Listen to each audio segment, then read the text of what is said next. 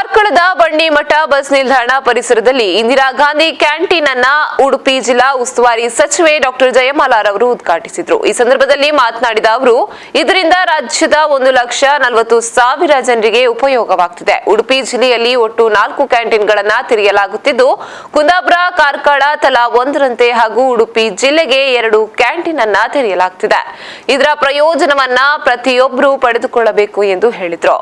ಇವತ್ತು ಇಂದಿರಾ ಕ್ಯಾಂಟೀನ್ ಅನ್ನುವಂತಹ ಒಂದು ಈ ಅತ್ಯಂತ ಯಶಸ್ವಿಯಾದಂತಹ ಒಂದು ಯೋಜನೆ ಇಂದಿರಾ ಕ್ಯಾಂಟೀನ್ ಇವತ್ತಿಗೂ ನನಗೆ ಹೆಮ್ಮೆ ಆಗುತ್ತೆ. ಕಳೆದ ಈ ಸರ್ಕಾರದಲ್ಲಿ ಮಾನ್ಯ ಮಾಜಿ ಮುಖ್ಯಮಂತ್ರಿಗಳಾದಂತಹ ಸಿದ್ದರಾಮಯ್ಯನವರು ಹಸಿವು ಮುಕ್ತ ರಾಜ್ಯವನ್ನಾಗಿ ಮಾಡಬೇಕು ಅನ್ನೋ ನಿಟ್ಟಿನಲ್ಲಿ ಇಲ್ಲಿ ಈ ಒಂದು ಯೋಜನೆಯನ್ನ ಅನ್ನಭಾಗ್ಯವನ್ನ ತರುವಲ್ಲಿ ಯಶಸ್ವಿಯಾದಾಗ ಇಲ್ಲಿಂದ ಯಾತ್ರಿಕರು ಬರುವಾಗ ಪ್ರತಿಯೊಬ್ಬರಿಗೂ ಕೂಡ ಒಂದು ಕಡಿಮೆ ದರದಲ್ಲಿ ಕೈಗೆಟುಕುವ ದರದಲ್ಲಿ 5 ರೂಪಾಯಿಗೆ ತಿಂಡಿ, 10 ರೂಪಾಯಿಗೆ ಊಟ ಸಿಗುವಂತಹ ಯೋಜನೆಯನ್ನ ರೂಪಿಸಬೇಕು ಅಂದಾಗ ಈ ಇಂದಿರಾ ಕ್ಯಾಂಟೀನ್ ಇಂದಿರಾ ಗಾಂಧಿ ಅವರ ಹೆಸರಿನಲ್ಲಿ ಈ ಕ್ಯಾಂಟೀನ್ ಅನ್ನ ಮಾಡಿರ್ತಕ್ಕಂಥದ್ದು.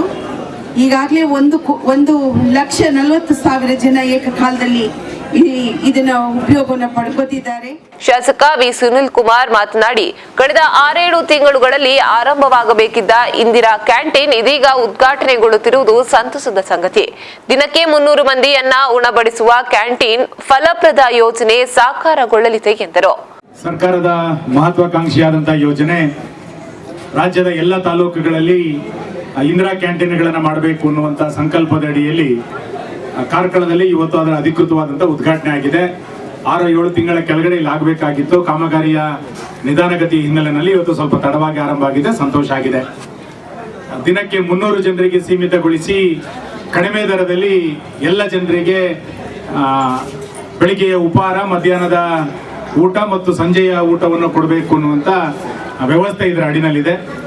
ಅತ್ಯಂತ ಸಂತೋಷ ಮತ್ತು ಫಲಪ್ರದವಾದಂಥ ಯೋಜನೆ ಇದು. ನಮ್ಮ ತಾಲೂಕಿನಲ್ಲಿ ಇದು ಅತ್ಯಂತ ಯಶಸ್ವಿಯಾಗಿ ನಡೀಲಿ.